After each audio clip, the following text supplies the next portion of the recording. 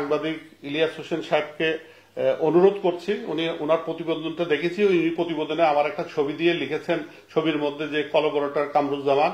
আমি ওনাকে অনুরোধ করছি, আপনি যেহেতু আমার নামে লিখেছেন কলাবোরেটর, আপনার কাছে যদি কোনো তথ্য উপাত্ত থাকে কলাবোরেটরের, তাহলে পরে আপনি স্বাধীন তদন্ত কমিশনের কাছে এটা পুট আপ করেন, তাহলে পরে তো তাদের আমাকে শাস্তি দেওয়া সহজ হবে।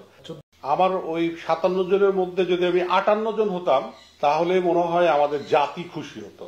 আসলে জাতি 57 জন অফিসারের মৃত্যুতে খুব একটা শোকটা, সবাই কেন মরে নাই এটাই নিয়ে তাদের চিন্তা। তখন ডিজি রাগ করে বলছিলেন, আমার এখনো মনে আছে, এই সারা খাতুনকে দিয়ে শেষ করো। এটার মধ্যে একটা কাহিনী আছে, কেন এতবার পরিবর্তন হলো, আবার পরিবর্তন হওয়ার পর আবার ওই ডেটটাই কেন ফেরত গেল। বিডিআর হত্যাকাণ্ড নিয়ে সাংবাদিক ইলিয়াস হোসেনের প্রতিবেদন দিয়েছিলেন। সেখানে তিনি দেখিয়েছেন কিভাবে বিডিআর হত্যাকাণ্ডে আওয়ামী লীগের নেতারা জড়িত ছিল এবং ভারতীয় র এখানে কাজ করেছিল। সেখানে একজনের কথা উল্লেখ করেছিলেন কামরুজ্জামান কর্নেল। তো এই কামরুজ্জামানকে নিয়ে তিনি তথ্য দিয়েছেন। অবশেষে কামরুজ্জামান বিডিআর হত্যাকাণ্ড নিয়ে কিছু গোপন তথ্য ফাঁস করেছেন, পাশাপাশি তার বিরুদ্ধে যে সাংবাদিক ইলিয়াস একটি মিথ্যা তথ্য দিয়েছেন সেটারও তিনি সাংবাদিক ইলিয়াসকে প্রমাণ করতে বলেছেন। আমরা এই সাবেক কর্নেলের আলোচনা শুনবো বিডিআর হত্যাকাণ্ড নিয়ে।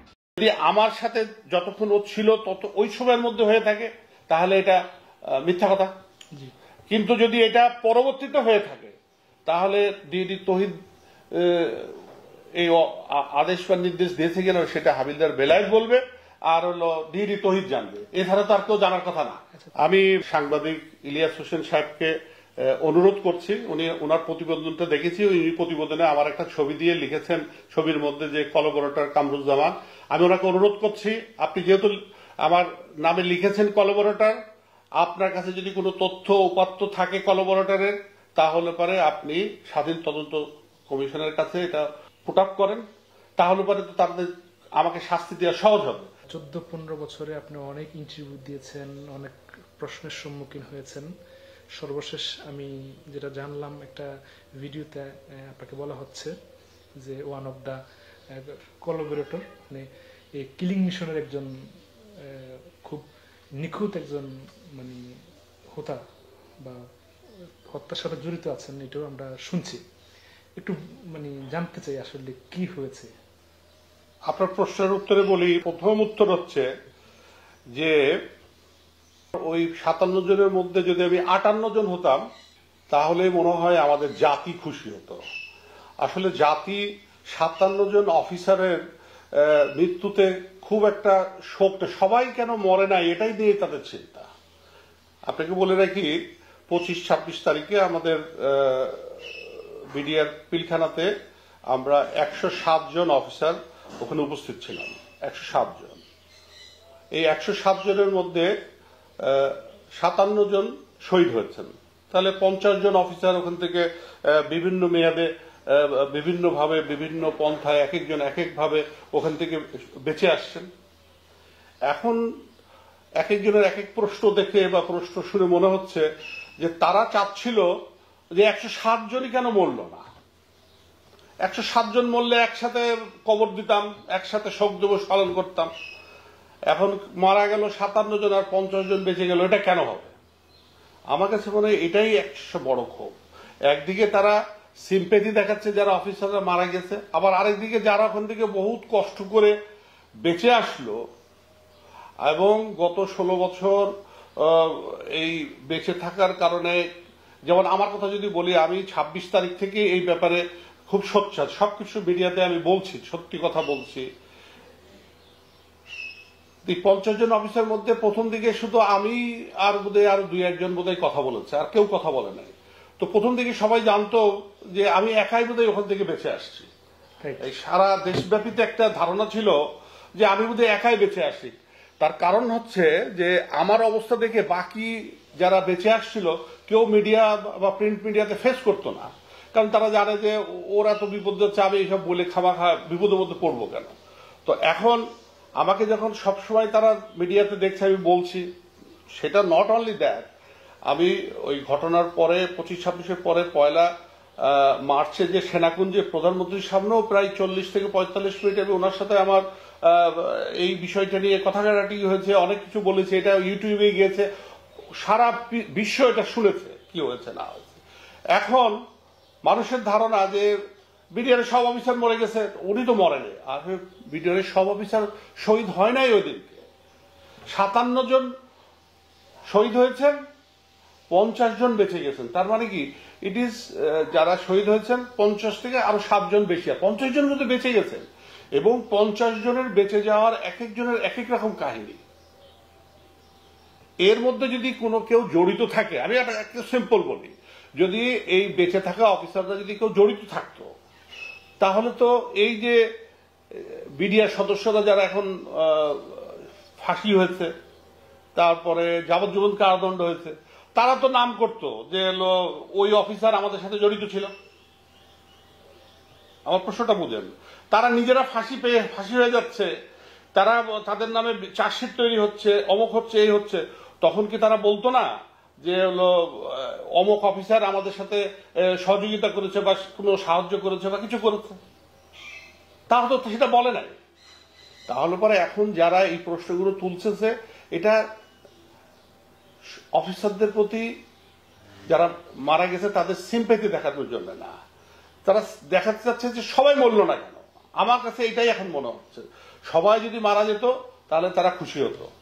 50 জন মরাতে অনেক সেনা কর্মকর্তা খুব দ্রুত প্রমোশন পেয়েছে, 107 জন যদি মারা যেত তাহলে আরো দ্রুত প্রমোশন পাইতো। এখানে পদোন্নতিটাই মনে হয় ফ্যাক্টর, আমার কাছে যেন মনে হচ্ছে। তা না হলে তো যারা বেঁচে আসছে তাদের প্রতি সিম্প্যাথি না দেখায়, তাদের প্রতি তথ্য উপাত্ত ছাড়াই একটা কথা বলে ফেলছে। হ্যাঁ, আমি আবার আপনার সামনে বলছি, যদি আমি চ্যালেঞ্জ করলাম আপনার মাধ্যমে, কোন সেনা কর্মকর্তা, কোন পুলিশের লোক, কেউ বা যে কেউ, সাংবাদিক হোক, যে হোক, যদি আমার বিরুদ্ধে কোনো আপনাদের তথ্য উপাত্ত থাকে, আমি বিডিআর সদস্যকে সহযোগিতা করেছি ওই হত্যাকাণ্ডে, স্বাধীন তদন্ত কমিশন হয়েছে, ওদের কাছে জমা দেন। জমা দেওয়ার পরে যদি প্রমাণিত হয় যে আমি সেই ব্যক্তি, আমি হাসি মুখে ফাঁসি মেনে নেব, হাসি মুখে ফাঁসি মেনে নেব। স্যার, আমি যেটা জানতে চাচ্ছিলাম যে আপনার সামনে বা আসলে বিডিআর হত্যাকাণ্ডর বেঁচে যাওয়া একজন আপনি সেনা লেফটেন্যান্ট কর্নেল কামরুজ্জামান, সৈয়দ কামরুজ্জামান, মানে আসলে আপনি কি দেখেছেন, কি হয়েছে? আমি একটু এই বিডিআর এর, আমার কাছে ও বিডিআর এর, আপনারা সবাই জানেন 2009 সালের বিডিআর সপ্তাহ পালন হচ্ছিল। জি। এই বিডিআর সপ্তাহটা কিভাবে পালন হলো এটা অনেকে জানেই না, কিভাবে হলো। আমার কাছে, আমি যখন ঘটনা ঘটে নাই তখন কিন্তু আমি এটা আমার মাথায় আসে নাই, বাট ঘটনা ঘটার পরও আমি কিছুদিন বিডিআরে ছিলাম। আমার চাকরি চলে যাওয়ার আগ পর্যন্ত, আমি অবসরে যাওয়ার আগ পর্যন্ত আমি বিডিআরেই ছিলাম।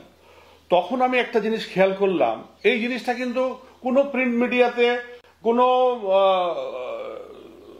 টিভি চ্যানেলে এটা আসে নাই, কেউ এটা নিয়ে মাথা কামাচ্ছে। আমি কিন্তু কয়েকবার বলেছি কয়েক জায়গায়, কিন্তু এটাকে কেউ গুরুত্বই দেয় নাই। এটা যেমন হলো, এই বিডিআর সপ্তাহটা প্রথমে একটা চিঠি বেরিয়েছিল, যেটা 25শে নভেম্বর 2008 সালে, যে এটা এই বিডিআর সপ্তাহটা পালন হবে 23 ফেব্রুয়ারি থেকে 27শে ফেব্রুয়ারি 2009 সালে। চিঠিটা বেরিয়েছিল কবে? 25শে নভেম্বর 2008 সালে। কিন্তু কি কারণে প্রধানমন্ত্রীর কার্যালয় থেকে যারা এই বিষয়গুলো ডিল করে, তারা বিভিন্ন কল দেখায়, না প্রধানমন্ত্রী থাকবে না, ওখানে যেতে পারবে না, এইসব হবে না, আমরা ওই দিন করা যাবে না, আপনারা ডেট পরিবর্তন করেন। এই ডেট কিন্তু আবার পরিবর্তন হলো। সেই ডেটটা পরিবর্তন হলো কবে? 10 ফেব্রুয়ারি 2009 সালে। তখন ডেটটা করা হলো 2রা মার্চ থেকে 6ই মার্চ 2009 পর্যন্ত। আপনি ডেটগুলো মনে রাখেন। প্রথম ছিল 23শে ফেব্রুয়ারি থেকে 27শে ফেব্রুয়ারি, তারপর এবার ডেট পরিবর্তন হলো 2 তারিখ, মানে 2 মার্চ থেকে 6 মার্চ, যেটা চিঠি বেরোলো 10 ফেব্রুয়ারি 2009 সালে। প্রথমটা বেরিয়েছিল 8 সালে। এই চিঠি বেরোনোর পরে এটা কিন্তু প্রধানমন্ত্রীর কার্যালয়ের স্টাফদের সাথে কথা বলেই বের করা হয়েছিল। আবার এই চিঠি বেরোনোর পরে আবার বলা হলো, না প্রধানমন্ত্রী থাকবেন না, প্রধানমন্ত্রী ব্যস্ত সময় নেই, এটাতে উনি যেন আপনারা প্রধানমন্ত্রী ছাড়াই এই কাজটা করেন, প্রধানমন্ত্রীকে এখানে আপনাদের গেস্ট করার দরকার নাই, আপনারা অন্য করে। এই কথাগুলো ডিজিকে বলেছেন। ডিজি এগুলো আমাদের যে ইন্টারনাল কনফারেন্স হয় সম্মেলন কক্ষে, সেই সম্মেলনে ডিজি প্রতিবারই বলছেন যে কেন জানি প্রধানমন্ত্রী এখানে আসতে চাচ্ছেন না। উনি বলছেন যে অন্য কাউকে গেস্ট করে আমি খুব ব্যস্ত আছি, আমি কেবল সরকারে বসছি, আমার কোনো সময় নাই, তুমি এবার অন্য কাউকে দিয়ে করো। একবার কথা উঠলো যে প্রেসিডেন্ট জিল্লুর রহমানকে দিয়ে করবে, কিন্তু প্রেসিডেন্ট জিল্লুর রহমান বলে ওই এতক্ষণ প্যারেড গ্রাউন্ডে দাঁড়িয়ে থাকতে পারবে না ওনার অসুস্থতার কারণে, সেজন্য উনি বাদ। এবং একটা সময় ডিজি ফ্রাস্ট্রেটেড হয়ে বলল যে বাদ দাও, তুমি স্বরাষ্ট্রমন্ত্রী সাহারা খাতুনকে দিয়েই করো, আচ্ছা, ওকে দিয়েই প্যারেড শেষ করো, আর পাচ্ছি না আমি। বিকজ উনি কনভিন্স করতে পারছেন না যে ডেটটা কনফার্ম করে দেবে। আবার দেখেন এই ডেটের পরে আবার 14ই ফেব্রুয়ারি 2009 সালে আবার ডেট চেঞ্জ হলো। সেই চেঞ্জ হয়ে কবে হলো? 21শে ফেব্রুয়ারি থেকে 26শে ফেব্রুয়ারি হলো। সেই চিঠিটা বেরোলো 14ই ফেব্রুয়ারি 2009 সালে। এরপরেও আবার তালবাহানা, না ওই ডেটও উনি যেতে পারবেন না, সমস্যা আছে, উনি ওমরাই যাবেন, এই যাবেন, এই যাবেন, হলো না। তখন ডিজি রাগ করে বলছিলেন, আমার এখনো মনে আছে, এই সারা খাতুনকে দিয়ে শেষ করো। তখন আমরা যারা উপস্থিত ছিলেন তখন জেনারেল শাকিল, যিনি মারা গেছেন, জেনারেল শাকিল রাগ করে বললেন যে সারা খাতুন দিয়ে শেষ করো, আর পারছি না আমি এটা নিয়ে। তখন আমরা সবাই ওনাকে রিকোয়েস্ট করলাম যে স্যার সারা খাতুনকে দিয়ে কোনোদিন এই প্যারেড তো প্রাইম মিনিস্টার নিচে কেউ করে না, এখন যদি স্যার এটা করে তাহলে এটা ইমেজটা নষ্ট হয়ে যাবে, স্যার আবার একটু চেষ্টা করেন। আবার স্যার চেষ্টা করার পরে এইখানে একটা আশ্চর্য বিষয় যেটা আমার মাইন্ড স্ট্রাইক করেছে, যে পরবর্তীতে 18 ফেব্রুয়ারিতে যে চিঠিটা বেরোলো সেইখানে কিন্তু ওই প্রথমে যে ডেটটা ছিল 23শে ফেব্রুয়ারি থেকে 27শে ফেব্রুয়ারি, সেই ডেট দিয়ে আবার একটা চিঠি বেরোলো 18 ফেব্রুয়ারি। এর মধ্যে কিন্তু 3 বার পরিবর্তন হয়েছে, কিন্তু ঘুরে ফিরে কিন্তু সেই প্রথম ডেটটাই কিন্তু এখানে আসলো। এটা কিন্তু একটা ইন্টারেস্টিং ব্যাপার। এতগুলো ডেট চেঞ্জ করার পরে ফাইনাল হলো কিন্তু ওই 2008 সালের 25শে নভেম্বর যে ডেটটা ঠিক হয়েছিল সেই ডেটটাই কিন্তু আবার হলো। এইটাই আমার এখন পরবর্তীতে আমি সব চিঠিগুলো যখন দেখে দেখে আমি দেখলাম, দেখার পরে আমার কাছে মনে হলো যে এটার মধ্যে একটা কাহিনী আছে। কেন এতবার পরিবর্তন হলো? আবার পরিবর্তন হওয়ার পর আবার ওই ডেটটাই কেন ফেরত গেল? তো আমার মনে হয় এটার পিছনে যারা মাস্টার মাইন্ড ছিল বা পরিকল্পনা ছিল, তারা ওই ডেটটাকে তাদের জুৎসই করার জন্যই ঘুরে ফিরে আবার সেই আগের ডেটে নিয়ে গেছে। প্রধানমন্ত্রী ছিল তখন? হ্যাঁ, প্রধানমন্ত্রী ছিলেন তখন। প্রধানমন্ত্রী প্যারেডে আসছেন, উনি প্যারেডে আসছেন তখন, কিন্তু এতবার ডেট চেঞ্জ হয়েছে। এই জিনিসটা আমি প্রথম থেকেই বলার চেষ্টা করতেছি, কিন্তু কেউ এই বিষয়টাকে গুরুত্ব দিচ্ছে না। কেন এতবার চেঞ্জ হলো? তিনি আসতে চাচ্ছিলেন না। হ্যাঁ, উনি বারবার বলছেন খুব ব্যস্ত, উনি কেবল পাওয়ারে আসছেন, ডিসেম্বরে পাওয়ার জিতছেন, এখন ওনার অনেক কাজ। এখানে আসছেন, উনি অনেকবার প্যারেড দেখেছেন, অনেকবার টাট্টু শো দেখেছেন, তো উনি বলছেন অন্য কাউকে দিয়ে করাও, আমি যাব না। আমি এগুলো ডিজির মুখে শোনা, উনির সাথে তো প্রধানমন্ত্রীর সাথে তো আর আমার কথা হয় নাই, আমি ডিজির মুখ থেকে ওই সম্মেলনে কনফারেন্সে শুনেছি। আচ্ছা, এটা একটা গেল। এখন ধরেন এই জিনিসটাও কেউ কোনদিন মাথায় আনছে না, ডিজি বিডিআর সপ্তাহর ইতিহাসে বাংলাদেশ রাইফেলসে কোনদিন অদ্যবধি কোন প্যারেড সরাসরি টিভিতে সম্প্রচার করা হয় নাই, এখনো করা হয় না। কিন্তু 24 তারিখে প্রধানমন্ত্রী যে প্যারেড রিভিউ করেছেন সেই প্যারেড কিন্তু সরাসরি টিভিতে দেখানো হয়েছে।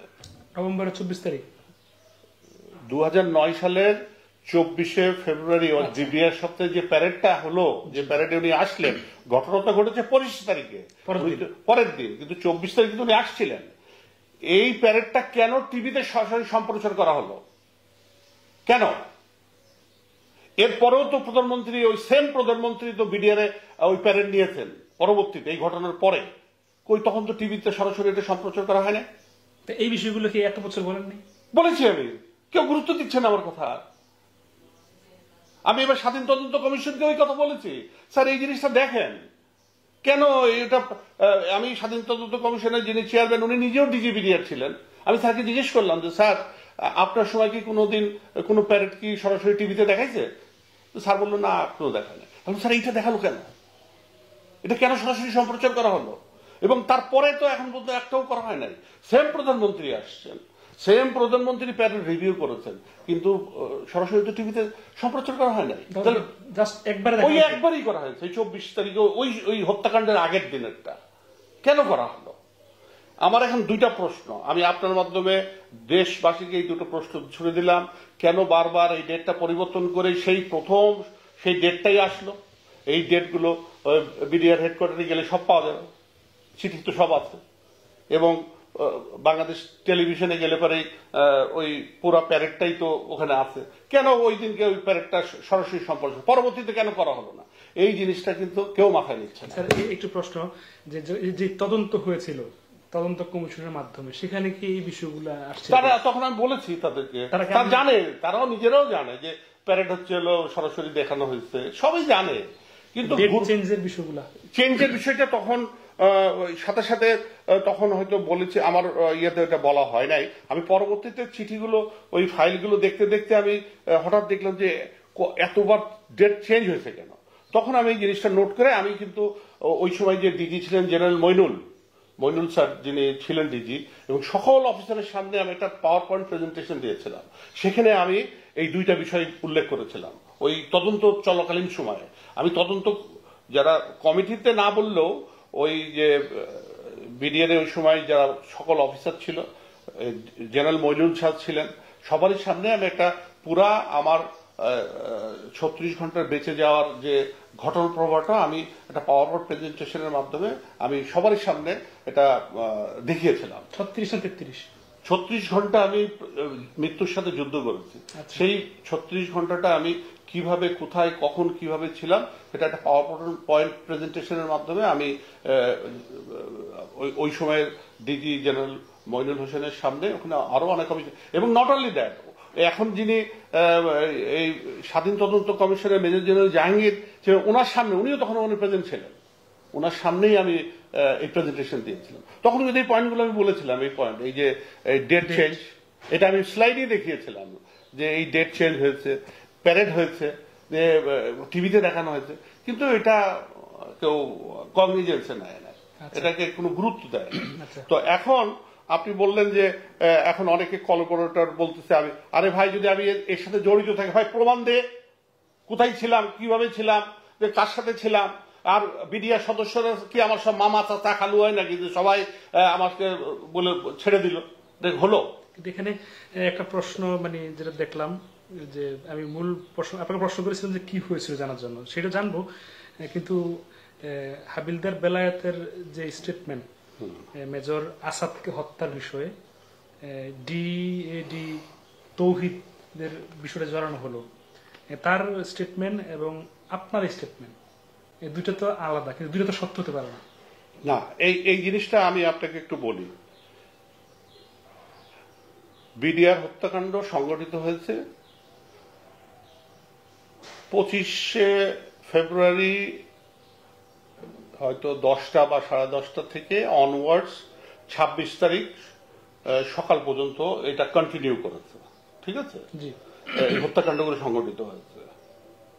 26 তারিখেও আমাদের অনেক অফিসারকে হত্যা করা হয়েছে, এটা আমাদের ভাবিদের কাছ থেকে শোনা। কারণ 26 তারিখে অনেক অফিসার ভাবিদেরকে রিং করেছিল যে আমরা এখনো বেঁচে আছি, অমুক জায়গায় লুকিয়ে আছি। এই লুকিয়ে আছে শব্দটা উনি যে বলেছেন অমুক জায়গায় লুকিয়ে আছে, সাথে সাথে বলে ওখানে যে লোকে যে বলে হত্যা করেছে, এটা আমি ভাবিদের মুখ দিয়ে শোনা। তো এখন আপনি যেটা বললেন, আমি যখন দরবার হল থেকে বিভিন্নভাবে বেঁচে যখন আমাকে একটা পজিশন এসে, যখন আমাকে সদর রাইফেল ব্যাটালিয়নের সিপাহী নজরুল, পরে নাম জানছি, সে সিপাহী নজরুল যখন আমাকে ওই 4তলার টয়লেটে, সে কিন্তু টয়লেটের ভেতরে আমাকে রেখে আসে নাই, কিন্তু এখানে একটা জিনিস পয়েন্ট নোট হতো, সে কিন্তু টয়লেটের বাইরে আমাকে রেখে বললো, স্যার এখানে টয়লেট আছে, আপনি এই টয়লেটে লুকিয়ে থাকেন বলে সে কিন্তু চলে গেল। আমি তখনই তাকে জিজ্ঞেস করেছিলাম যে তুমি কে, তুমি কে?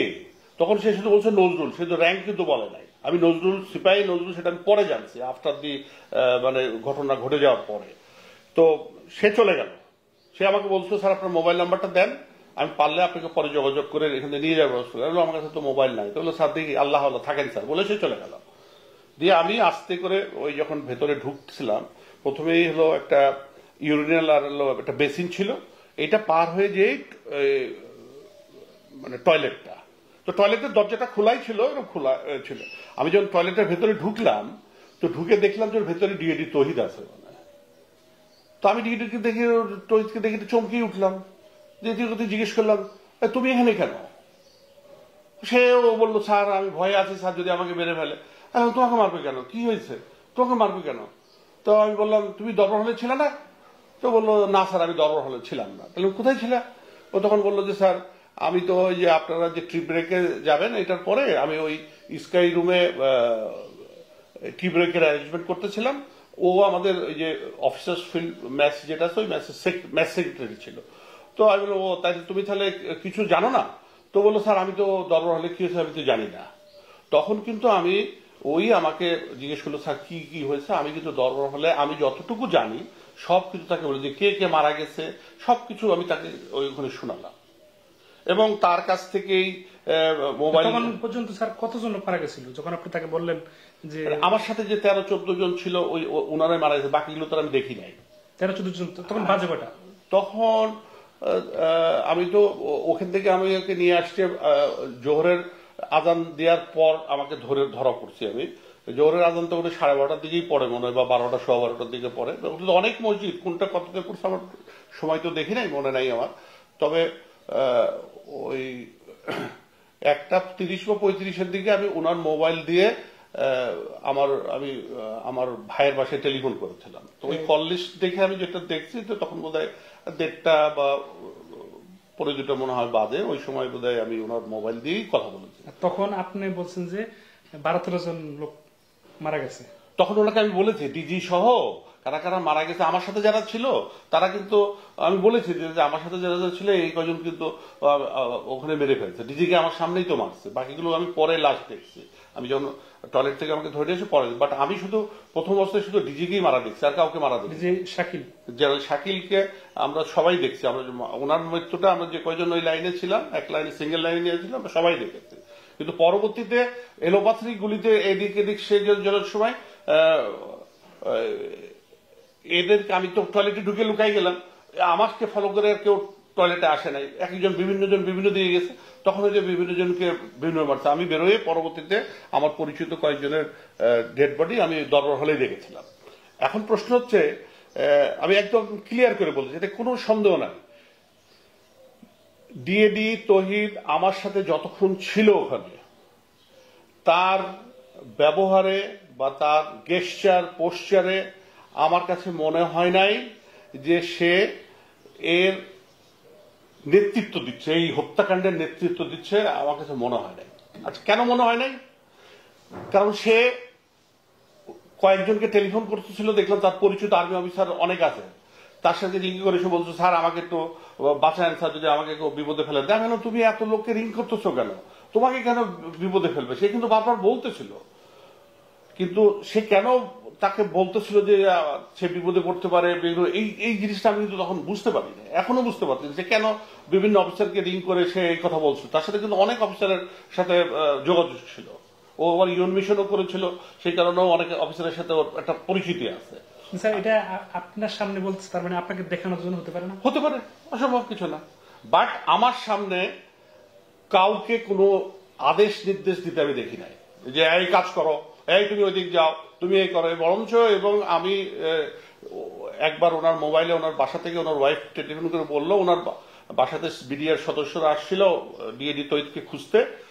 আমি বলছি আমি তো জানি না ওরা কোথায় আছে।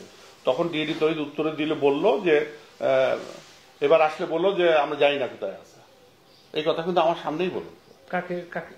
ওই ডিএডি তহিদের ওয়াইফ তাকে কল করেছিল, কল করে বললো কিছুক্ষণ আগে কিছু বিডিআর সদস্য আসছিল, দরজা ধাক্কা দিয়ে বলছে ডিএডি তহিদ আছে নাকি।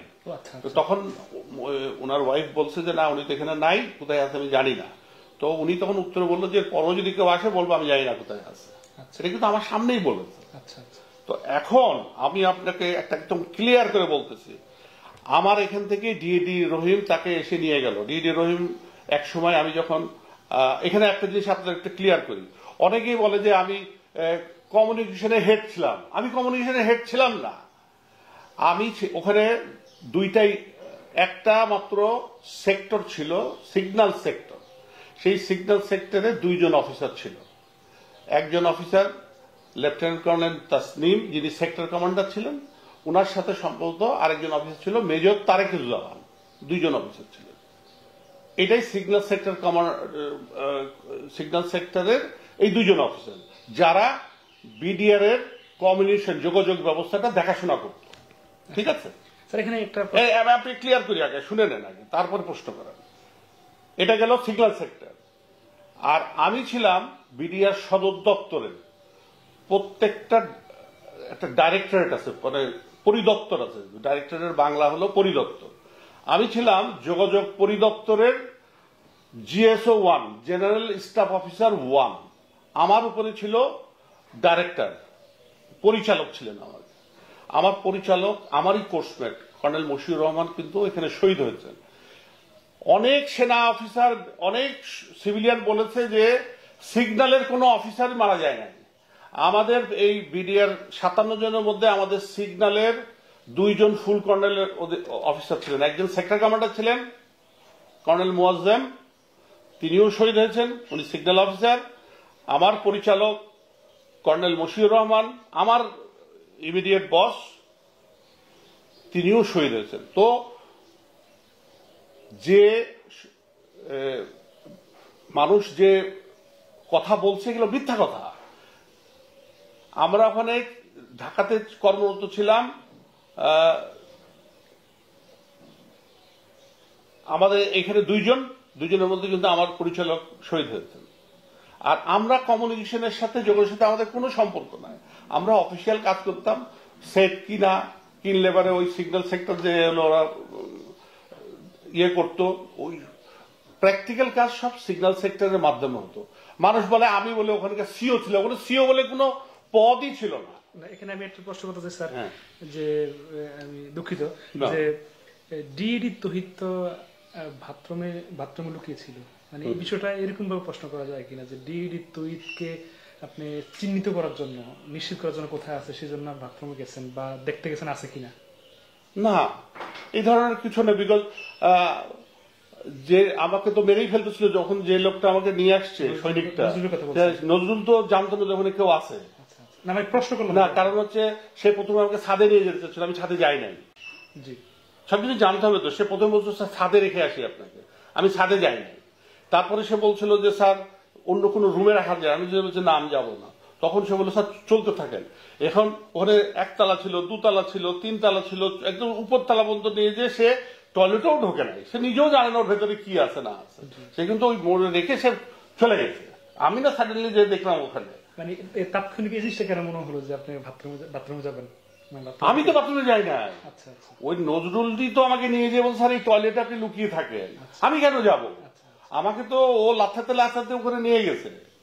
মানে সে একটা গ্রুপ আমাকে মেরে ফেলতে চাচ্ছিল, ওখান থেকে সে আমাকে পরে সে বলছে যে স্যার আমি আপনাকে একটু মারধর করছি, লাথি টাথি মারছি, স্যার মনে কিছু করেন না, আমি ওদের হাত থেকে আপনাকে বাঁচানো। ওই সৈনিককেও আমি চিনি না। ওই সৈনিক বলে আমাকে চিনে, বিকজ ও বলে ওই বিডিআর সদর দপ্তরের রেজিমেন্টাল পুলিশ থাকে না, সে রেজিমেন্টাল পুলিশ ছিল। তো ওই আমি বিকালে হাঁটতাম, ওই থাকতে জিজ্ঞেস করতাম এই কেমন আছিস, ভালো আছিস, কবে ছুটে গেছে, বাসার সব ভালো। এই ভালোবাসাতেই সে বলে আমাকে বাঁচিয়েছে। সে পরে আমাকে বলছে, আমি তাকে জিজ্ঞেস করছি তুই আমাকে বাঁচালি কেন ভাই, তোকে তো আমি চিনি না, তুই তো আমার আন্ডারে চাকরি করিস না। বলে স্যার আমি আপনাকে চিনি, আপনি তো রোজ বিকালে হাঁটতেন, ওই তখন আপনাকে আমি দেখতাম, আপনি আমার সাথে মাঝে মাঝে কথা বলতেন, আপনি হয়তো আমাকে চিনেন না, বাট আমি আপনাকে চিনি। কিন্তু সে ও কি ও নিয়ে যে ওখানে, আমি তো স্বেচ্ছায় ওই টয়লেটে যাই নাই, ও তো ওই আমি তো ওই বিল্ডিংই তো ঠেলে সে নিয়ে গেছে। এখন হচ্ছে এই যে ডিডি তহিদের মধ্যে হঠাৎ ডিডি তহিদ আবার আমাকে বলল যে স্যার দুইজনেই যদি টয়লেটের মধ্যে বসে থাকি, সে কিন্তু আমাকে আবার, আমি কিন্তু ওই টয়লেটের জানলা দিয়ে কি হচ্ছে না সব নিচে দেখার চেষ্টা করতে, সে কিন্তু আমাকে নিষেধ করতে, স্যার এরকম দেখেন না, হট করে যদি কেউ দেখে ফেলে সে কিন্তু ক্ষতি হবে, তা আপনি বসে থাকেন নিচে। তখন আবার সে বললো যে স্যার দুইজনে যদি টয়লেটে থাকি তাহলে তো স্যার হঠাৎ করে কেউ ঢুকলে একটা অঘটন ঘটে যেতে পারে, তো আপনি টয়লেটের ভেতরে থাকেন আর আমি ওই যে ইউরিনাল আর বেসিনের যে দরজা আছে আমি ওই দরজায় বসি। তখন কিন্তু আমাদের দুজনের মধ্যে একটু গ্যাপ হয়ে গেল, কিন্তু আমি টয়লেটে থাকলাম, ও কিন্তু সামনে যেয়ে বসলো, তখন আর কথা হয় না, কিন্তু ও সামনে বসেছিল। এরপরে কিছুক্ষণ পরে দেখলাম যে ও বেরোয় গেল এবং ও কার সাথে যেন কথা কাটাকাটি হচ্ছে। ওর বের হওয়ার সময় আপনাকে বলে গেছিল? না না, ওই জাস্ট ওইখানেই, মানে সামনেই, ও তো দরজার মুখে ছিল, দরজা থেকে যে ওখানেই, না হলে তো আমি কথা শুনতে পারতাম না। দেখলাম যে ওর মধ্যে একটা কথা কাটাকাটি চলতেছে। তো আমার তখন তো আমার মৃত্যু নিয়ে চিন্তা, আমি তখন ভাবতেছিলাম যে সম্ভবত মনে হয় আমাকে কেন মারা হয় নাই বা কিছু হয় না, এই জন্য ওকে চার্জ করতেছে, এটা আমার ধারণা হচ্ছিল। পরে দেখলাম যে কি হয়েছে, দেখলাম একজন লোক ভেতরে হেঁটে আসতেছে। তো আমি হয়তো ওই দরজার ফাঁকে লুকিয়ে গেলাম। লুকায় যাওয়ার পরে দেখলাম যে ভেতরে ঢুকলো। আর ওই সময় ওই যে কথা বলছিল না, তো গলাটা আমার কাছে খুব পরিচিত পরিচিত মনে হচ্ছিল। ওটা ডিডি রহিমের গলা ছিল। ডিডি রহিম কিন্তু আমার এক সময়, আমি যখন সিগন্যাল সেক্টরে ছিলাম, এই বর্তমান পোস্টিং এর আগে কিছুদিন ওখানে চাকরি করেছিলাম, সে আমার কোয়ার্টার মাস্টার ছিল। তখন আমি ভাবলাম তাহলে বোধহয় ওই চাকরি করার সময় বোধহয় আমার কোনো ব্যবহারে হয়তো সে অসন্তুষ্ট হয়েছিল, সেই জন্য বোধহয় সে ওর সাথে রাগারাগি করতেছে, এটা কিন্তু আমার ধারণা। কিন্তু দেখলাম যে ডিডি রহিম আসলো, এসে কিন্তু আমাকে স্যালুট করেছে, এটা কোনো মিথ্যা কথা নেই। সে স্যালুট করে আমাকে বললো, স্যার আপনি বেঁচে আছেন, স্যার আমরা যাচ্ছি। আমি কোথায় যাচ্ছ? বলে, স্যার আমাদেরকে এখন নেতা বানাইছে, আমাদেরকে এখন প্রধানমন্ত্রীর কাছে নিয়ে যাচ্ছে। আমি কিন্তু আচ্ছা, ওই সময় ওনাদেরকে নেতা বানিয়ে ফেললো? হ্যাঁ, উনি বললেন আমাকে, আমি প্রথম জানলাম ওনার কাছ থেকে। ডিডি রহিম বললো, স্যার আমাদেরকে এখন নেতা বানাইছে, আমাদেরকে এখন বলে প্রধানমন্ত্রী ওখানে যেতে হবে। আচ্ছা, নেতা কারা বানিয়েছে? ওই সৈনিকরা। আচ্ছা, জি, সৈনিকরা নেতা বানাইছে, এখন বলে ওনাদের যেতে হবে। তখন আমি কিন্তু অনেকটা স্বার্থপরতার মতো, বিং এ সেলফিশ পার্সন হিসেবে আমি ওকে রিকোয়েস্ট করলাম যে তুমি যাও, ওই তহিদকে নিয়ে যাও না, তহিদ যদি চলে তাহলে তো আমাকে মেরে ফেলবে। বিকজ আমার তো তখন বাঁচার ইচ্ছা। আমি আপনাকে বলে বোঝাতে পারবো একটা মানুষ বাঁচার জন্য কি করে, কতটুকু নিচে নামতে পারে, আনলেস সামওয়ান গোজ দেয়ার, এটা কেউ প্রকাশ করতে পারবে না। এখন তো মানুষ অনেক বড় বড় কথা বলছে, ভাই তুই ওই বিপদে পড় না, তারপর দেখি তোর কি অবস্থা। তখন সে আমাকে বলল, ডিডি তহিদ, যে স্যার আমি যাবো না বলছিলাম, আমার পায়ে রাইফেলের বাট দিয়ে এমন মারছে স্যার, দেখেন আমি হাঁটতে পারতেছি না। আমি দেখলাম ও একটু খোঁড়াই খোঁড়াই হাঁটতেছে, বাট মারাটা তোর আমি দেখি নাই। তখন সে যাওয়ার সময় বললো, স্যার আমরা যাচ্ছি। ও সে বলে গেল, আপনি হলো ইন্নাল্লাহ মা সাবরিন লা ইলাহা ইল্লা আনতা সুবহানাকা, পড়তে থাকেন স্যার, আল্লাহ যদি বাঁচায় রাখে তাহলে আবার দেখা হবে। এই বলে কিন্তু ওরা দুজন চলে গেল। আচ্ছা, এই যে গেল, এরপরে আর আমার সাথে, আমি যখন বের হয়ে আসি, মানে 26 তারিখে আসরের নামাজের সময় যখন বের হয়ে আসি, তখন ডিডি রহিমের সাথে আমার ওই গেটের সামনে দেখা হয়েছিল। ও আবার এসে আমাকে সালাম দিয়ে বললো, স্যার আল্লাহর অশেষ রহমত, স্যার আপনি এখনো বেঁচে আছেন। সেজন্য বলছে ডিডি রহিম। আচ্ছা, ডিডি তহিদের সাথে কিন্তু আমার দেখা হয় নাই। ডিডি রহিম কিন্তু জেলে মারা গেছে, জেলখানাতে। রহিম, হ্যাঁ, ডিডি রহিম জেলখানাতে মারা গেছে। তো এই ডিডি রহিমই কিন্তু ডিডি তহিদকে নিয়ে আসছে। এখন আপনার এই প্রশ্নের উত্তরটা আমি ক্লিয়ার করি, মেজর আসাদে যে ক্লিয়ার করলেন। এখন ডিডি তহিদ আমার কাছ থেকে চলে আসলো কখন? ওই 2টা হোক, সোয়া 2টা হোক, ওই সময় যে নেতা বানায় তাকে নিয়ে গেল।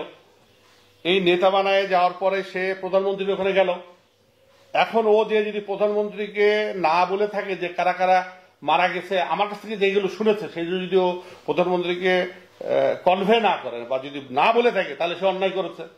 আমি এই জিনিসটা আজ পর্যন্ত জানতে পারি নাই যে সে প্রধানমন্ত্রীকে, আমার কাছ থেকে যে কথাগুলো শুনেছে সেগুলো সে প্রধানমন্ত্রীকে বলেছে কিনা। কারণ প্রধানমন্ত্রীর কার্যালয়ে কি কথাবার্তা হয়েছে এইটা কিন্তু এখন পর্যন্ত দেশবাসী জানে না। আমি এই ব্যাপারে ওই সময় ডিজি জেনারেল মইনুলকে অনেকবার জিজ্ঞেস করছি, স্যার ওই তৈদের তো আপনারা ইন্টারভিউ নেন, আমি তো আর দিতে পারি না, আমি কথা বলতে পারি না। ও কি স্যার প্রধানমন্ত্রীকে বলছিল? আমার কাছ থেকে যা যা শুনেছিল প্রধানমন্ত্রীকে বলেছে স্যার? স্যার কিন্তু আমাকে তেমন ডাইরেক্ট কোনো উত্তরই দেয় না। স্যার তখন বেঁচে আছে, স্যারকে জিজ্ঞেস করা যেতে পারে। এখন আপনাকে যে প্রশ্ন উত্তর দিচ্ছি, এই যে প্রধানমন্ত্রীর কাছে গেল এবং প্রধানমন্ত্রীর কাছ থেকে সে ফেরত আসলো, আসার পরে তাকে ডিজি ঘোষণা করা হলো। ডিজি ঘোষণার পর থেকে 26 তারিখ বিডিআর এর এই অপারেশন শেষ হওয়া পর্যন্ত সেই তো ডিজি ছিল। জি, 25 তারিখ ওই প্রধানমন্ত্রীর ওখান থেকে আসার পর থেকে শুরু করে 26 তারিখ পর্যন্ত যত কাজ হয়েছে, এগুলো তার অজান্তে তো হয় নাই, সব তার জ্ঞাতসারেই হয়েছে। তহিদের ডিডি তহিদ তো তখন ডিজি, সে তো বিডিআরকে সাধারণ সভা করে দিয়েছে, আর তাকে ডিজি বানানো হয়েছে, সেই তো তখন ডিজি। আচ্ছা, ডিডি শাকিলের পরে তাকে ডিজি ঘোষণা করা হয়েছে। আপনার ওই যে নানকের কথা শোনেন না, তাকে ডিজি করা হয়েছে। তাহলে পরে তো সেই হলো এই ঘটনার এরপরে যে ঘটনাগুলো ঘটেছে সেগুলো তৈদের সম্মুখেই হয়েছে। এখন তৈদিকে গান পয়েন্টে করিয়েছে না কি করেছে এটা তো আমি জানি না, এটা তো ডিডি তৈদ বলতে পারবো, কারণ আমি তার ওখানে ছিলাম না, আমি জানি না। এখন আপনার প্রশ্নের উত্তর দিই যে মেজর আসাদের কথা বললেন, জি। এখন মেজর আসাদ কখন শহীদ হয়েছেন এটা তো আমি জানি না। এটা কি যদি সময়টা হয়ে থাকে ও যখন আমার সাথে টয়লেটে ছিল ওই সময়টা যদি হয় তাহলে ঘটনাটা মিথ্যা। কিন্তু যখন সে প্রধানমন্ত্রীর থেকে এসে ডিজি হলেন, ডিজি হওয়ার সময় থেকে শুরু করে 26 তারিখ বিডিআর চলে যাওয়া পর্যন্ত, আর্মির ভেতরে ঢোকার আগ পর্যন্ত মধ্যে যদি কোনো এক সময় হয়ে থাকে তাহলে পরে ডিডি তহিদ তাকে ওই যে কি আমি যেটা শুনি নাই যে আমাদের সাংবাদিক ইলিয়াস হোসেনের একটা ইউটিউবে শুনলাম যে হাবিলদার বেলায়েতকে বলে উনি নির্দেশ দিয়েছিলেন, এটা আমি জানি না, কিন্তু আমি কিন্তু কোনোদিন কোনো জায়গায় শুনি নাই। এখন এই হত্যাকাণ্ডের সময়টা কখন এটা তো আমি জানি না। ওই সময়টা যদি যতক্ষণ পর্যন্ত আমার সাথে ডিডি তহিদ টয়লেটে ছিল যদি ওই সময়টা হয়ে থাকে তাহলে আমি আপনাকে একদম মানে আমার সামনে কোনো এই ধরনের অর্ডার দিতে আমি ডিডি তহিদকে দেখিনি। সে কোনো সৈনিকের সাথে কথাই বলে নাই, এটা সত্য কথা। কিন্তু আমি বেঁচে আসছি, আমি আরেকজনকে বিপদে ফেলবো কেন? আমার তো বিপদে ফেলার দরকার নাই। তবে কিন্তু আমি আবার ক্লিয়ার করতেছি, প্রধানমন্ত্রীর কাছে যাওয়া থেকে শুরু করে 26 তারিখ শেষ পর্যন্ত যত ঘটনা হয়েছে ওই ঘটনার কিছু আমি জানি না। সেই ঘটনায় ডিডি তহিদ কতখানি জড়িত না, উনি কি করেছেন বা কি করেন নাই এই ব্যাপারে আমি কিচ্ছু বলতে পারবো না। এগুলো আইদার ডিডি তহিদকে বলতে হবে অথবা যেই তদন্ত কমিশন আছে তাদেরকে বের করতে হবে। আমি কিন্তু দেখি নাই, কারণ আমি তো টয়লেটে লুকিয়েই ছিলাম, আমি তো জানি না। আর উনি তো আমার কাছে আর আসেনও নাই, উনি কোনো সৈনিকও আমার কাছে পাঠান নাই। আমি পরবর্তীতে ধরা পড়েছি, অত্যাচারিত হয়েছে, আমাকে আবার নিয়ে গেছে, সেটা অন্য বিষয়। আর একটা বিষয় হচ্ছে যে তার পরবর্তী সময় আমি যেটা শুরুতে প্রশ্ন করেছিলাম যে আসলে কি হয়েছিল, কি দেখেছেন। আপনার তো 26শে ফেব্রুয়ারি 2009 থেকে এখন অবধি অনেক কথাই বলে আসছেন, ইন্টারভিউ দিয়ে যাচ্ছেন, মানে এটা বলা যায় কিনা আসলে কি হয়েছে? আর আপনাদের এর আগে একটা কথা বলেছেন যে প্রধানমন্ত্রী বিডিআরদের যে একটা সভা হয়, দিবস হয়, সেখানে তিনি যেতে চাননি, পরে গিয়েছেন। কিন্তু তার আগে না, এখানে একটা বলি, ওই অনুষ্ঠানের মধ্যে ওনার 2 দিনের দাওয়াত ছিল। একটা দাওয়াত ছিল বিডিআর প্যারেড, উনি বিডিআর প্যারেড করেছে, প্যারেড রিভিউ করেছেন এবং অফিসারদের সাথে উনি সম্মেলন কক্ষে তার মত বিনিময় করেছেন, দিয়ে উনি চলে গেছেন। দুপুরবেলায় এলো দরবার হয়েছে, এই কি বলে প্রীতিবোধ হয়েছে, সেখানে স্বরাষ্ট্রমন্ত্রী সারা খাতুন প্রধান অতিথি ছিলেন, আরো অনেক গণ্যমান্য ব্যক্তি উপস্থিত ছিলেন। রাত্রে হওয়ার কথা ছিল টাট্টু শো, এই টাট্টু শোতে উনি আসতে চান নাই। পরে আগে যে ডেটগুলোর কথা বললেন, কোনটা? আগে যে ডেট, এখানে তো উনি আসতে চান নাই। কোনটা? না, উনি তো এই অনুষ্ঠানেই আসতে চাচ্ছিলেন না। জি, আমি তো সেটাই বলছি। উনি আমি দিদির কাছ থেকে যতটুকু শুনেছি সম্মেলনের মধ্যে উনি বলেছেন যে প্রধানমন্ত্রী বলে খুব ব্যস্ত, খুব বিজি, উনি সময় করতে পারছেন না, এত সময় বিডিআর দিতে পারবেন না। এই জন্য উনি বলে রিকোয়েস্ট করেছেন অন্য কাউকে নিয়ে এবার প্রোগ্রামটা করার জন্য। এই জন্য কিন্তু আমি বললাম না, প্রেসিডেন্ট জিল্লুর রহমানকে নিয়েও এই অনুষ্ঠানটা করার কথা ছিল, কিন্তু প্রেসিডেন্ট জিল্লুর রহমান ওইখানে ওই স্টেজে অতক্ষণ দাঁড়িয়ে থাকতে পারবেন না। জি, যে পরে যে টাট্টুর কথা বললেন, পরে টাট্টু শোতে উনি আসেন নাই। পরে একটা ডিনারের দাওয়াত ছিল, ওইটাও তো উনি আসবেন না বলছেন। টাট্টু শো তো আর 24 তারিখে হওয়ার কথা ছিল না, 24 তারিখে রাতে টাট্টু শো হয়েছে। সেই টাট্টু শো কিন্তু ফাইনাল রিহার্সেল হয়েছে, ওটা কিন্তু অডিয়েন্সের জন্য না, ওটা হচ্ছে 25 তারিখ রাত্রে যে টাট্টু শোটা হওয়ার কথা ছিল সেটার ফাইনাল রিহার্সেল হয়েছিল 24 তারিখ, যেদিনকে প্যারেড হয়েছিল সেই প্যারেডের রাতে কিন্তু হয়েছে। ওটা কিন্তু আমরা ছিলাম ওখানে উপস্থিত, বুঝতে পেরেছেন? এবং ওই অনুষ্ঠানে যেহেতু আমাদের আত্মীয় স্বজনরা, আমাদের যত অফিসার ছিলেন, সৈনিকদের আত্মীয় স্বজন ছিল, ওটা তো আর 25 তারিখে আমরা দেখতে পারবো না রাত্রে, সেই জন্য ওই দিনকে বলা হয়েছিল যে কারোর যদি আত্মীয় স্বজনরা এসে ওই প্যারেড দেখতে চায়, মানে টাট্টু শো দেখতে চায় 24 তারিখ রাতে যেটা হয়েছে, তাহলে এসে দেখতে পারে। আমারও অনেক আত্মীয় স্বজন, অনেক অফিসার আসছে, অনেক সৈনিকের আসছে, অনেক জেসিওর আসছে, এসে তারা ওই টাট্টু শো 24 তারিখ রাতে যেটা হয়েছে সেটা দেখেছে। ওটা ছিল টাট্টু শোর ফাইনাল রিহার্সাল, জিনিসটা বুঝতে হবে কিন্তু আপনাকে। এটা ফাইনাল হওয়ার কথা ছিল 25 তারিখ রাতে, সেখানে ওই টাট্টু শোর পরে যেহেতু রাত হয়ে যাবে, ওখানে ডিনারও ছিল, ওই টাট্টু শো তো উনি আসতে পারবেন না বলেছেন। এবং ডিনার আপনি যদি সেনাকুঞ্জে 1 মার্চে যে কথোপকথন যখন হচ্ছিল এক পর্যায়ে উনি বলছেন, উনি প্রধানমন্ত্রী নিজে থেকেই বলছেন, ওই আপনি যদি ইউটিউবে শুনে দেখেন, যে বলছেন যে হ্যাঁ আমাকে শাকিল বলেছিল ওই ইয়েতে যেতে, আমি বলেছিলাম যে টাট্টু শো আমি অনেকবার দেখেছি, আমার সময় নাই, তোমরা এটা ওর করো, আমি ওখানে যেতে পারবো না। এটা কিন্তু ওই দিনও উনি বলেছেন, তো উনি ওইটা তো আসবেন না বলেছেন। ওই দিনকে উনি, ওটা হয়ই নাই, 25 তারিখে তো হত্যাকাণ্ড শুরু হয়ে গেছে, ওই অনুষ্ঠান তো আর হয় নাই। তো আপনাকে কিন্তু আমি ডিডি তৌহিদের বিষয় এবং ডিডি রহিমের বিষয়টা কিন্তু একদম ক্লিয়ার করে দেব, কোনো সন্দেহ নাই। ডিডি রহিম এসে ডিডি তৌহিদকে নিয়ে গেছে। ডিডি তৌহিদ আমাকে নিজে বলেছে, স্যার আমাকে নেতা বানিয়েছে, আমাকে না আমাদেরকে, আমি যেতে যাব না বলে আমি অস্বীকার করেছিলাম, আমাকে স্যার রাইফেলে বাট দিয়ে স্যার মেরেছে, আমাকে পাট দেখাইছে, স্যার দেখেন স্যার আমার একটু মনে হলো পা ভেঙেই যাবে, তো পা ভাঙে নাই স্যার, আমি দেখতেও যে ক্রয় করে আসতেছিল। এবং ডিডি তৌহিদ এবং রহিম ওখান থেকে চলে যাওয়ার পরে আমি নিজে থেকে পালানোর চেষ্টা করছি, গেছি, আবার ফেরত আসছি। পরের দিন সকালবেলা, 26 তারিখে 10:30 কি বা 11:15টার দিকে আমি হলো আরেক গ্রুপের কাছে ধরা পড়ে যাই। আপনি ধরা পড়ে যান? আমি ধরা পড়ে যাই। আচ্ছা, ওইখানে খুঁজতে এসে আপনাকে পেয়েছে নাকি সামনাসামনি পড়ে গেছেন? ওরা ওই স্টোর রুম থেকে কিছু বের করতে আসছিল, এসে ওরা টয়লেটের মধ্যে ঢুকছে, ঢুকে দরজার ফাঁক দিয়ে, আমি তখন ওরা যে শব্দ পাচ্ছিলাম, আমি দরজার ফাঁকে লুকাইছিলাম। দরজা যখন ফাঁক করা হয় তখন কি একটা চিকন ইয়ে হয় না, ওই চিকন দিয়ে আমার ইউনিফর্মটা দেখে ফেলছিল। দেখে ফেলে আমার তো সব খুলে ফেলছিলাম, ওই প্যান্টটা দেখে ফেলে চিল্লায়, ভেতরে যেন কে আছে বলে ওরা বেরোয় গেছে, সাথে সাথে ভেতরে ঢোকে নেই। তখন বলছে 1 থেকে 10 পর্যন্ত কোনো যে সৈনিক থাকো, অফিসার থাকো, বেরোয় আসো, না হলে গুলি করবো। তো তখন আমি হাত তুলে বেরোয় আসেন, তখন আমি বেরোয় আসছি। তো এরা কিন্তু আমাকে খুঁজতে এখানে এসে পাইছে তা না, ওরা আসছিল যে আমি যে ফ্লোরে রেখেছিল, ফ্লোরটা হলো ওটা হলো মব স্টোর বলে, বিভিন্ন মানে বিডিআরের বিভিন্ন হেলমেট টেলমেট বাকেট ব্যাগ জিনিসপত্র থাকে ওখানে, ওইটাই তালামালা খুলে জিনিসপত্র নিতে আসছিল। তখনই দেখেছে, তখন তারপরে আর ওইসব জিনিস তারা কিছুই নাই, আমাকে নিয়েই ব্যস্ত হয়ে গেছিল, আমাকে মারার জন্যই তারা ব্যস্ত হয়ে গেছিল। ও তখন মাত্র, আরে বাবা, তাহলে গুলি করেই ফেলছিল ওই সময়। আমি যখন ওর 1, 2, 3 গুণের মধ্যেই আমি বেরোয় আসছি, সাথে সাথে বললো কলমে পর, তোকে আমি গুলি করবো। এই গুলি কথা আমি বললাম যে আমি তখন বারবার বলছি আমি দোষ করে দেবো, আমাকে মেরো না, আমাকে মেরো না, আমাকে বারবার রিকোয়েস্ট করতেছিলাম।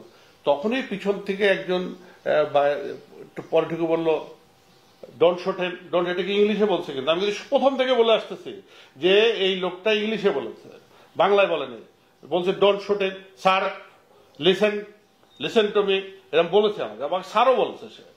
কিন্তু এই লোকটাকে আমি পরবর্তীতে খুঁজে পাইনি। আমি অনেক চেষ্টা করছি, এই লোকটা কে, কালো গোল চেহারা, আমি কিন্তু তাকে খুঁজে পাই। কিন্তু সেই বাট ওরা তো গুলি করতেই ফেলতেছিল, ওই কিন্তু পিছন থেকে এসে বললো ডোন্ট শুট হিম। তো আমি এইটাই, এই যে ডিডি তৌহিদ এবং ডিডি রহিমের এই পার্টের সাথে আমি আপনার মাধ্যমে সাংবাদিক ইলিয়াস হোসেনের কাছে একটা প্রশ্ন করছি। উনি ওনার প্রতিবেদনে আমার একটা ছবি দিয়ে লিখেছেন কলাবরেটর কামরুজ্জামান। আমি ওনাকে অনুরোধ করব, ওনার কাছে যদি আমার কলাবরেটরের কোনো তথ্য উপাত্ত থাকে, তাহলে আমি ওনাকে বিশেষভাবে অনুরোধ করছি এই তথ্য উপাত্তটা উনি স্বাধীন তদন্ত কমিশনে প্রদান করার জন্য। আমি আপনার মাধ্যমে সাংবাদিক ইলিয়াস হোসেনের কাছে এই রিকোয়েস্টটা রাখলাম। উনি যেহেতু একটা ছবি দিয়ে লিখেছেন, একটা মানুষের সব যে অফিসার এত কষ্ট করলো গত 15-16 বছর, আমি প্রথম থেকে প্রধানমন্ত্রী ছিলেন, আমি আমার পদোন্নতি পেলাম না, চাকরি থাকলো না, কোনো এ পর্যন্ত কেউ আমাকে কোনো মূল্যায়ন করলো না। তারপরেও যখন সাংবাদিক ইলিয়াস সাহেব বলেছেন যে আমি কলাবরেটর বলে একটা ছবির তলায় লিখে দিয়েছেন, আমি ওনাকে অনুরোধ করছি যেন উনি আমার এই কথা বলার তথ্যপত্রটা স্বাধীন তদন্ত কমিশনে যেন উনি প্রদান করেন। আর যদি আপনার কাছে না থাকে, তাহলে পরে আমার এই 16 বছরে আমি ফেসিস্ট সরকারের সময়ও নিগৃহীত হলাম, এখন এসে আবার আপনাদের মাধ্যমে আমি নিগৃহীত হচ্ছি। আপনারা কি চাইতেন যে আমি মারা গেলে কি? দর্শক, ভিডিওর হত্যাকাণ্ড নিয়ে আলোচনা শুনেছেন, শুনে বুঝতে পেরেছেন তিনি যে অভিযোগ করেছেন তার বিরুদ্ধে সাংবাদিক ইলিয়াস যে কথাগুলো বলেছেন, তিনি এটা প্রমাণ চেয়েছেন, তাহলে হয়তো বা বিচারটা তার তিনি নিজেও এটার বিচার চেয়েছেন সুষ্ঠু। যাই হোক দর্শক, তারা অনেক আলোচনা শুনেছেন। আসলেও বিডিআর হত্যাকাণ্ডে কে কোথায় জড়িত ছিল, এটা মারাত্মক একটা ঘটনা ছিল। এখানে অনেকের হাত না থাকলেও হয়তোবা সূত্র এমনভাবে আসবে মনে হবে না তার হাত রয়েছে। তো সোহেল তাজ নিজেকে নির্দোষ দাবি করতেছে। সোহেল তাজের বিরুদ্ধে অভিযোগ উঠেছে যে তিনি ওই সময় বাংলাদেশের ছিলেন এবং বিডিআর হত্যাকাণ্ডে তিনি ঠান্ডা মাথায় কাজ করেছেন। সাংবাদিক ইলিয়াস এই তথ্য দিয়েছেন। তো এটা আবার আমাদের মানতে হবে, বুঝতে হবে, সাংবাদিক ইলিয়াস হোসাইন যে তথ্যগুলো সামাজিক যোগাযোগ মাধ্যমে দেন, তিনি কিন্তু এগুলো ভেরিফাই ছাড়া দেন না, তিনি ভেরিফাই করেন। একবার ভেরিফাই না, আমি বলবো তিনি একাধিকবার একাধিক জায়গায় একাধিক সূত্র থেকে ভেরিফাই করেন। ভেরিফাই করে যখন নিশ্চয়ই হন যে এই তথ্যটি অথেন্টিক, তখনই কিন্তু এটা তিনি মার্কেটে বা তখনই তিনি নিউজ আকারে প্রকাশ করেন বা তিনি ফেসবুকে লেখেন। তো সাংবাদিক ইলিয়াস যে তথ্যগুলো দিয়েছেন সেগুলো মিথ্যা প্রমাণিত হওয়ার সুযোগ আছে বলে মনে করি না। যেহেতু নামগুলো উঠেছে, তাদের বিরুদ্ধে তদন্ত কমিশন তাদেরকে ডাকবে, এটাই স্বাভাবিক। যাই হোক দর্শক, এই ব্যক্তির আলোচনা শুনেছেন, সাবেক কর্নেলের আলোচনা শুনে মন্তব্য করবেন এবং বিডিআর হত্যাকাণ্ডের বিচার আসলে কী হওয়া উচিত সেটা নিয়ে মন্তব্য করবেন।